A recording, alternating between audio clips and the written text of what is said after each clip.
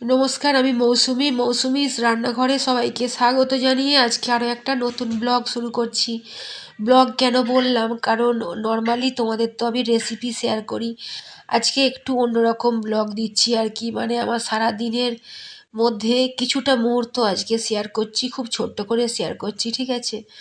কীরকম লাগলো অবশ্যই আমাকে কমেন্ট করে বলো কিন্তু, ঠিক আছে? ভালো লাগলে একটা লাইকও করে দিও। আর আজকে তো সকাল সকাল সবাইকে তার আগে বলি আমি রাধে রাধে, জয় শ্রীকৃষ্ণ, শুভ সকাল। সকালে চা খাওয়া হয়ে গেছে। আর আজকে টিফিনটাও আমি এখন করে নিয়েছি, ঠিক আছে? তো টিফিনের জন্য আজকে হচ্ছে সাদা আলুর চচ্চড়ি করেছিলাম, তার সাথে মুড়ি ছিল, কাঁচা পেঁয়াজ ছিল। তো ওই দিয়ে আমি সকালের টিফিনটা করে নিয়েছি। আর আমরা তো বাঙালি, আমরা একটু সকালের মানে টিফিনটাই একটু মুড়িটাই ভালোবাসি, তাই না? বেশিরভাগ মুড়ি ভালোবাসি। আর মুড়িটা বাদ দিয়ে যখন কখনো সখনো মনে হয় তখন একটু লুচি, আলুর দম বা ঘুগনি, পরোটা এইরকমও ভালোবাসি। তবে নর্মালি আমাদের মানে মধ্যবিত্ত পরিবারে আর কি সকালের টিফিনটা মুড়ি দিয়েই হয়। তো যাই হোক, এখানে হচ্ছে আমি তো বললাম যেটা যে টিফিন করে নিয়েছি, তারপরে কুলেখাড়া শাক সেদ্ধ করছি। এটা আমার জন্যই সেদ্ধ করছি।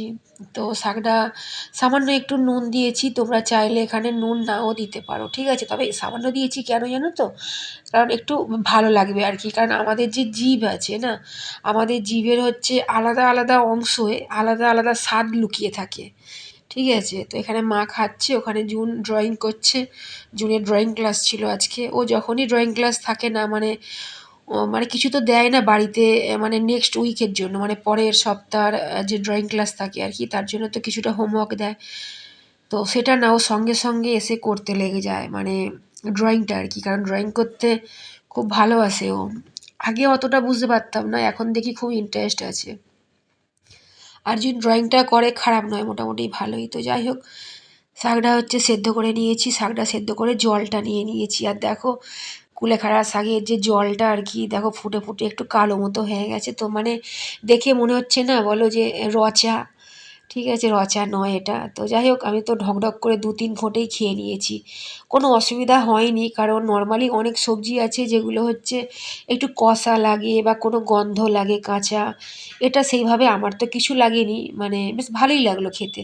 আর সামান্য তো নুন দিয়েছি, যার জন্য আরোই ভালো লাগলো, আমি খেয়েও নিলাম ঢকঢক করে। তো যাই হোক, তারপরে কুলেখাড়ার শাকটা বলতে কি সবসময় তো পাওয়া যায় না।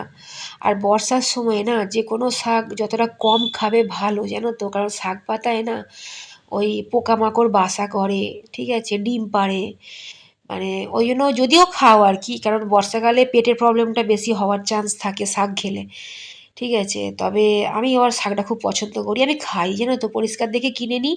আর অনেকটা হাতে সময় নিয়ে আমি শাক বাছি, খুব ভালো করে বাছি। সেটা শুধু বর্ষা বলে নয়, যে কোনো সিজনেই আর কি, বা যে কোনো ওয়েদারেই বা সময়ে, ঠিক আছে?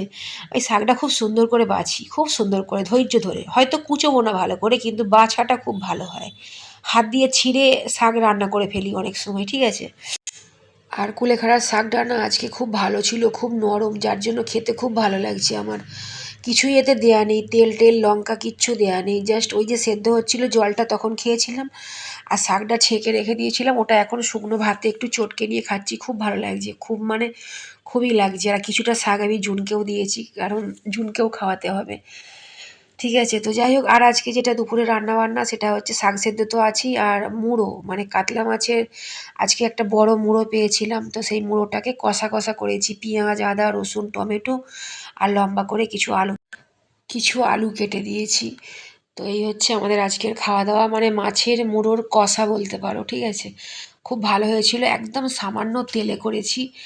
আর কুলেখাড়া শাক সেদ্ধ, খুব ভালো খাওয়া হয়েছে। আর আজকে জানো তো, ভাতটা এত সুন্দর হয়েছিল না, আমার যেন মা লক্ষ্মী কথা বলছে, মানে একদম পারফেক্ট ভাত, পারফেক্ট পারফেক্ট। কেন বলছি, দেখো আমরা প্রতিদিন যতই রান্নাবান্না একই রান্না করি, সব দিন কিন্তু সমান টেস্ট হয় না।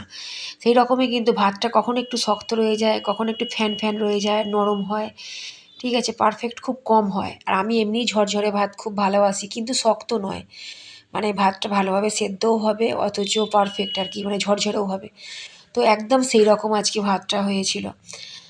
তো এই হচ্ছে ব্যাপার। আজকে ভাতটা কিন্তু আমাদের যে মা, মানে তোমরা দেখলে আর কি, যে মাকে দেখালাম, মা সকালে টিফিন করছিল, তো ওই মাই হচ্ছে আজকে ভাতটা বানিয়ে দিয়েছিল, খুব সুন্দর হয়েছিল। আর রেশনের চাল, আমার রেশনের চালটাই আমি খাই আর কি।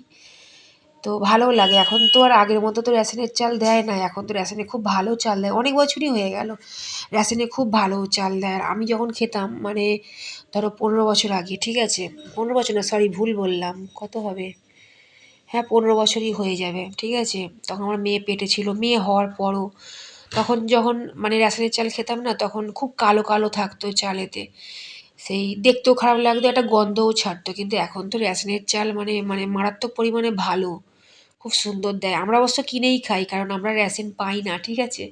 তো চলো, এটা হচ্ছে সন্ধ্যার সময়, দুপুরে তো খাওয়া দাওয়া করে নিয়েছিলাম, তারপর সন্ধ্যার সময় চা খেয়েছিলাম, সেটা আর তোমাদের দেখানো হয়নি। সন্ধ্যার সময় মেয়েকে একটু পপকর্ন বানিয়ে দিচ্ছি, এখনও রাতে রান্নাবান্না বাকি আছে। চলো আজকের মতো বাই, থ্যাংকস ফর ওয়াচিং।